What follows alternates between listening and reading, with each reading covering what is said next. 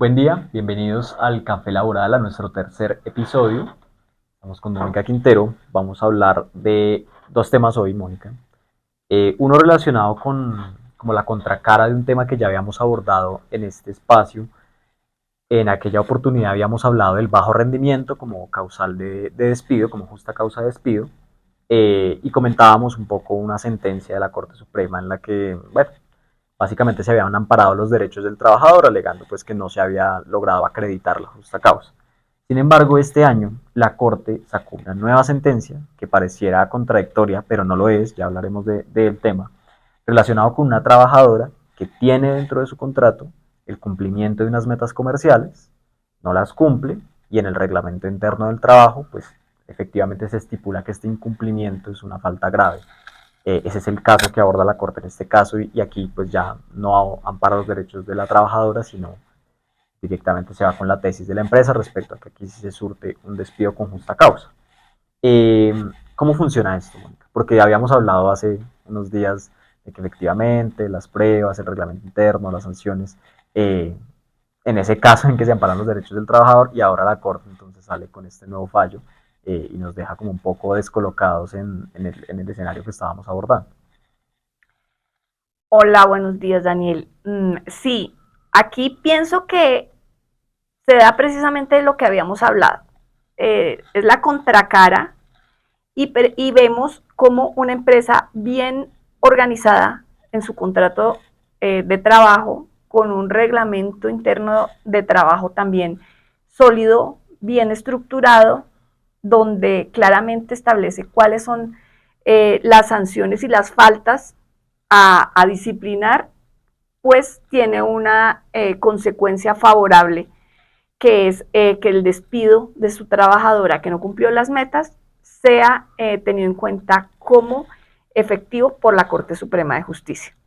Entonces, aquí lo que vemos efectivamente es que esa planificación que hace la empresa a través de un buen contrato de trabajo, de un buen escrito, de una buena minuta, donde se establece claramente cuáles son las metas de esta trabajadora, y esto compaginado con un reglamento interno de trabajo bien redactado, sólido, organizado, donde le dice es falta grave, que da para despido el tema de no cumplir estas metas comerciales, van a llevar a que efectivamente se hagan unos descargos fundamentados, sustentados, y que el despido tenga una causa justa ya reconocido, no solo por el juez, sino pues por la cabeza de la rama judicial, que en materia laboral es la sala laboral de la Corte. Yo tenía como una duda relacionado con que el código ya trae unas justas causas, ¿Sí? ¿cierto? Que era lo que habíamos hablado hace unos días. Entonces decíamos, sí, claro, acá hay un rendimiento deficiente, pero se pueden pactar más justas causas de despido. Sí, en el entendido de que no se vulneren los derechos del trabajador.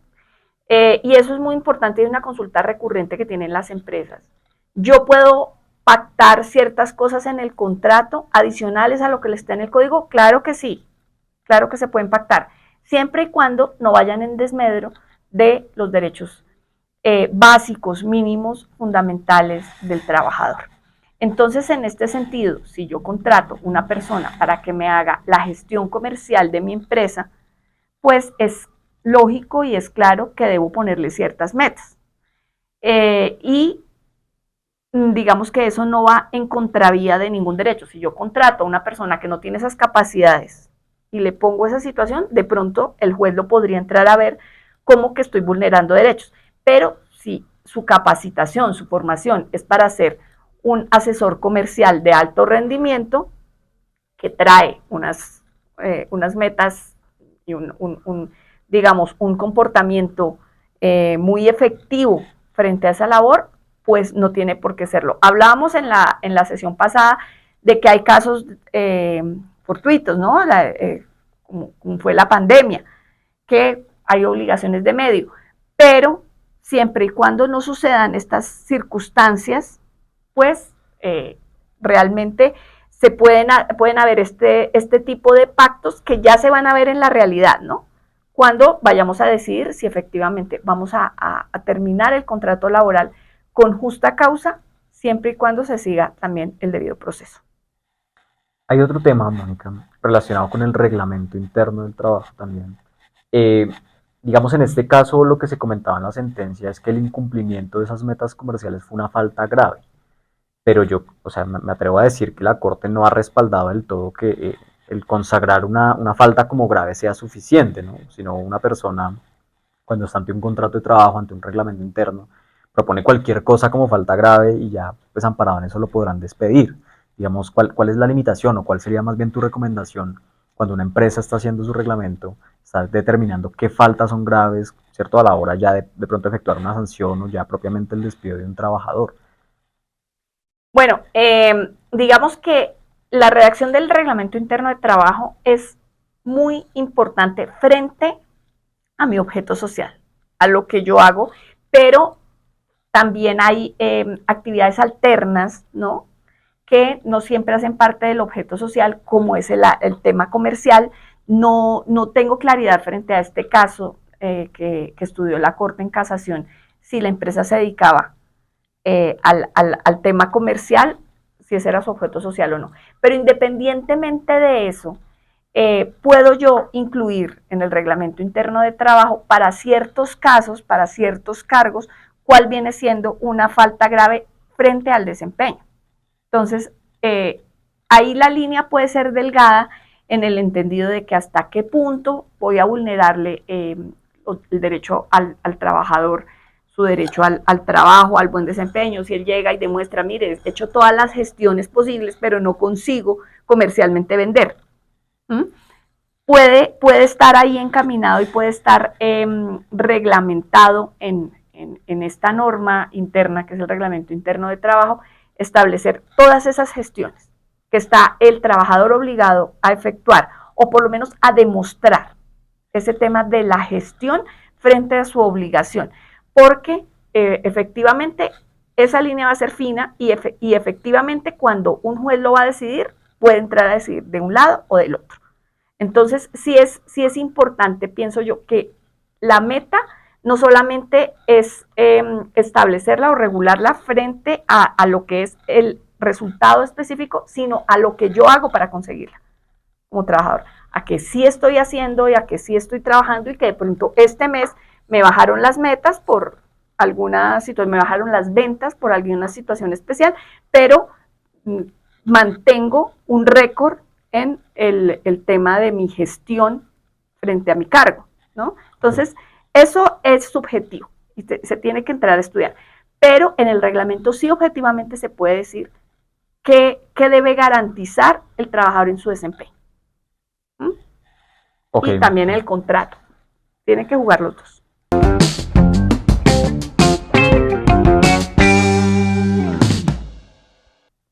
Ok, Mónica, vamos entonces ahora con nuestro tema central. Un caso que llega a la firma, una empresa mediana que nos comenta pues que le ha llegado una notificación del Ministerio de Trabajo. Resulta que unos trabajadores interponen una queja porque la empresa venía liquidando la prima en junio y en diciembre, pero sin una metodología clara, sin especificar cómo se estaba calculando y por supuesto pasaban el comprobante del pago de la prima, simplemente con un valor que no está muy claro cómo de dónde salía. Unos trabajadores que se ponen a revisar esta situación pues se dan cuenta de que efectivamente su prima está mal liquidada.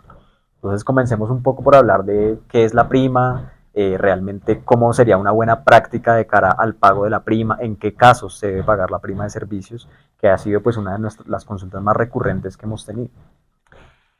Sí, ¿qué pasa con la prima de servicio en general con las prestaciones sociales? Eh, Previo a la nómina electrónica, porque es que ahora tenemos nómina electrónica que nos limita mucho y además que nos ayuda también porque viene un software donde va a ser mucho más fácil el tema de la liquidación. Pero esto es reciente. Entonces, previo a esta obligación de la nómina electrónica, las empresas cometían muchos errores en la liquidación de las primas, como es el caso que tú estás planteando, Sobre todo porque nosotros tenemos en la cabeza que el salario es uno solo, ¿no? Que todos los meses el trabajador gana lo mismo, pero eso en la realidad no es así. Muchas veces hay bonificaciones, hay pagos que hacen parte del salario, que son factores salariales, y tener todo eso en cuenta. ¿Cuáles pueden ser esos pagos? Pues el trabajo suplementario, que hablamos de horas extras, nocturnas, dominicales y festivos, el tema de las bonificaciones superiores al 40% cuando no están pactadas como extralegales, Los viáticos. viáticos en cuanto a hospedaje y alimentación, cuando son frecuentes. Bueno, tener en cuenta todos estos factores de manera mensual implica que muchas veces los salarios varían y la liquidación de esta prima tiene que estar en consonancia con lo que gana el trabajador en el semestre. Entonces, acordemos que si bien la prima es un salario al año, se paga semestralmente y se liquida semestralmente por los días que trabaja con efectividad nuestro empleado en el semestre. Entonces, ahí es muy importante tomar los valores salariales y promediarlos. Para la prima se incluye el auxilio de transporte. Eso también es muy importante porque a veces las empresas no lo tienen en cuenta. Y ahí se hace este promedio y de ahí sale el valor que se le debe pagar al trabajador. ¿Qué pasa? Que muchas veces pues el contrato está pactado en un salario básico, que puede ser el salario mínimo, y la prima se paga solamente sobre Valor. ese valor.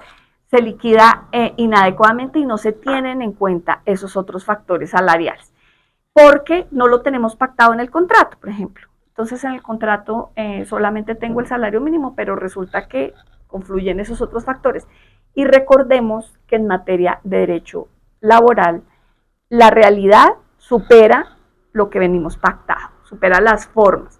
Entonces, es muy importante contar con una asesoría y con una, como les digo ahora, con la nómina electrónica, con este software, que ayuda mucho en ese sentido a tener en cuenta todos los factores, pero pues yo tengo que alimentar, ¿no?, el software con la realidad que sucede en mi empresa y tengo que incluir las horas extras, porque muchos trabajadores, muchos empleadores me decían, no, yo le pago la hora extra cuando la trabaja y se la pago así en efectivo y ya salimos del problema, pero pues es que resulta que este trabajo suplementario impacta las prestaciones, en este caso que estamos hablando de la prima, y pues también la seguridad social.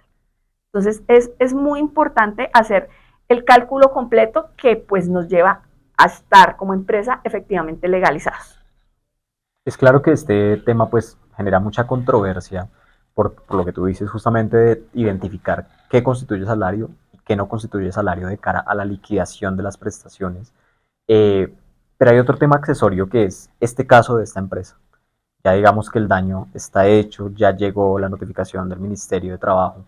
Eh, ¿Podría uno pensar que se puede abrir la puerta de un acuerdo con los trabajadores, digamos, para evitar problemas futuros a nivel judicial o de otro tipo?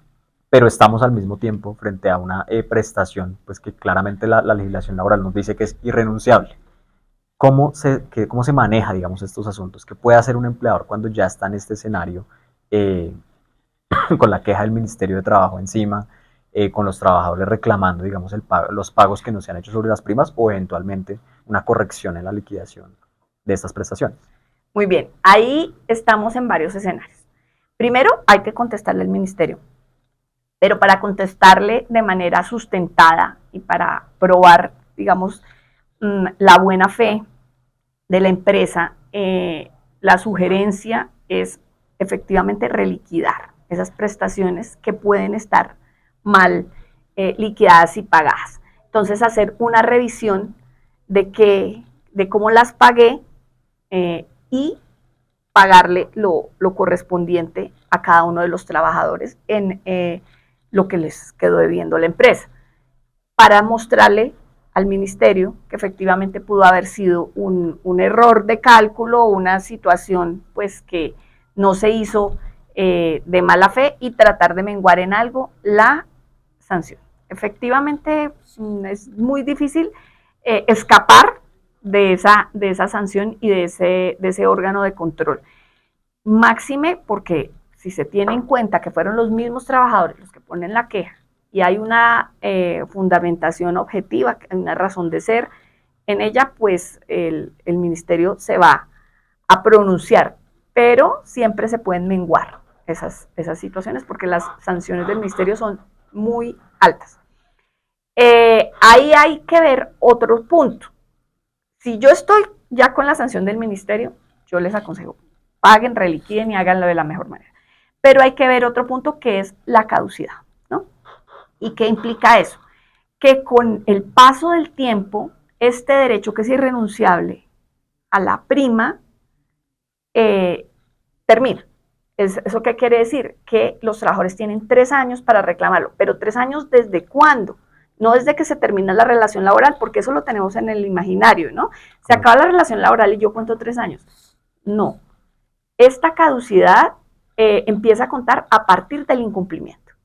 Entonces, si yo le vengo pagando mal las primas a mis trabajadores desde hace más de 3 años, en teoría, pues ya opero el fenómeno de la caducidad y yo no puedo entrar, o puedo, pero no debería, no me podrían reclamar judicialmente ese remanente de prima que no pague.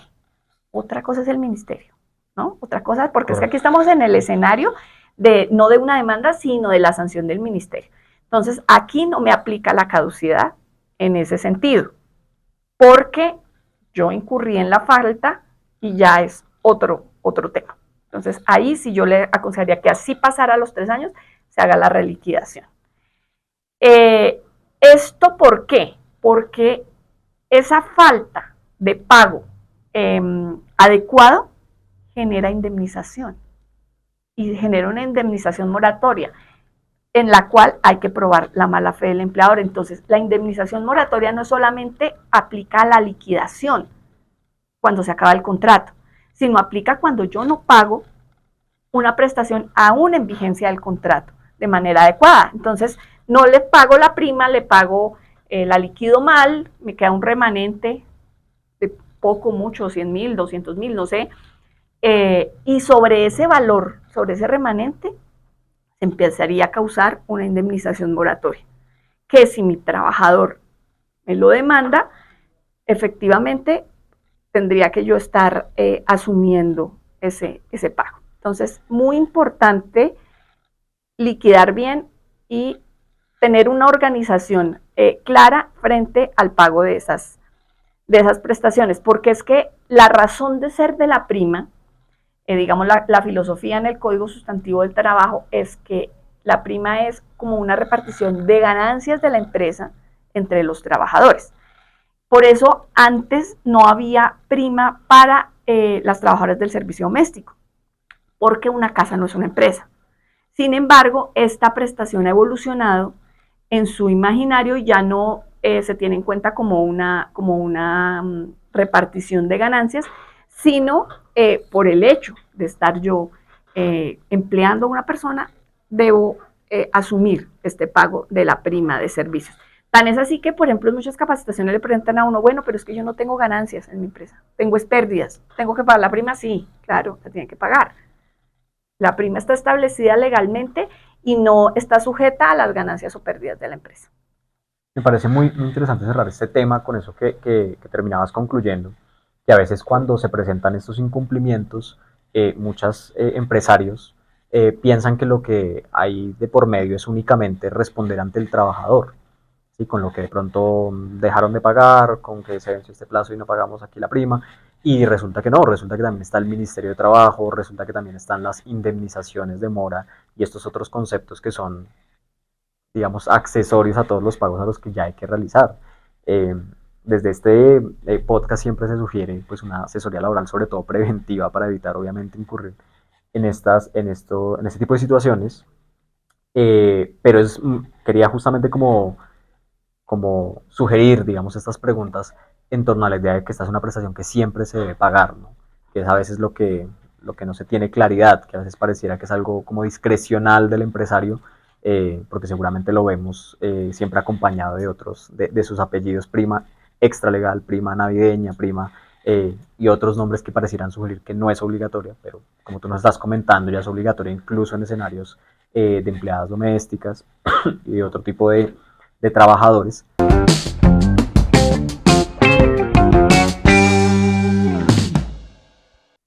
Un último tema de una pregunta que nos hacen acá al podcast es si se puede despedir a un trabajador sin una justa causa específica, que a veces como que queda esa pregunta en el ambiente, tengo un trabajador con el que no hemos tenido una buena relación o que realmente no ha cumplido con las expectativas que se tenían, ¿qué podemos hacer con ese trabajador? Bueno, la respuesta a esa pregunta es amplia. Si tú me la dices así, ¿lo puedo despedir? Claro, claro que lo puedes despedir. ¿Qué hay que hacer para despedirlo? ¿No? Sería la pregunta siguiente. Pagarle una indemnización. Si yo no tengo un contrato de trabajo que me permita establecer que hay una falta, si no lo tengo en un reglamento interno de trabajo que me permita hacerle unos descargos y que me permita demostrar que la actuación del trabajador da para una justa causa de despido, pues lo que debo hacer como empleador es indemnizarlo. Ahora, la pregunta clave, ¿y a cuánto asciende esa indemnización? Eso depende. Depende de la modalidad contractual con la cual yo tengo relación con ese trabajador. Entonces, mi trabajador tiene un contrato a término indefinido, por ejemplo, es verbal. Llegó, lo contraté, no hicimos contrato, estamos en el desarrollo, pero ya vi que no tengo esa capacidad de pronto de tener a este trabajador o veo que mi relación con él no es la adecuada para el desempeño de las funciones. De pronto él lo está haciendo bien, pero no tenemos según el tipo de contrato, según cómo estemos y vienen siendo problemáticas. ¿Qué sugerencia puedo dar yo a las empresas? Pactar un periodo de prueba. No se presume el periodo de prueba en un contrato. Hay que pactarlo de manera puntual en una de las cláusulas, que para contrato a término indefinido es máximo de 2 meses. Y en ese sentido, ya en ese tiempo, puedo estar viendo cómo es el desempeño del trabajador, si efectivamente en esos 2 meses no me sirve, no da pie con bola en la empresa, pues yo puedo dar por terminado el contrato sin indemnizar. Pero pues ya te digo, son muchas las situaciones que se pueden dar. Habría que analizar el caso a caso, ¿no? Hay que analizar el caso a caso, así es. Creo que otro tema que no vamos a abordar porque ya se extendería bastante es el tema de los fueros, ¿no? Que igual siempre habría que verificar si el trabajador tiene alguna situación especial que impida ese despido sin justa causa, ¿no? Para la pregunta que nos hacían. Existen muchos, digamos que la jurisprudencia ha desarrollado ampliamente el tema de la estabilidad en el empleo para algunas personas. Hemos abordado acá el tema de maternidad y paternidad, pero podríamos hablar de salud, de prepensionados, de líderes sindicales, etcétera, etcétera. Muchas gracias, Mónica. Esperamos poder de pronto abordar esos temas en episodios futuros.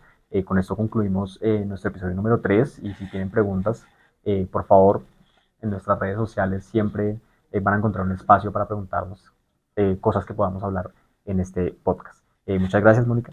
Espero gracias a ti. tener otra oportunidad para hablar sobre temas de derecho laboral.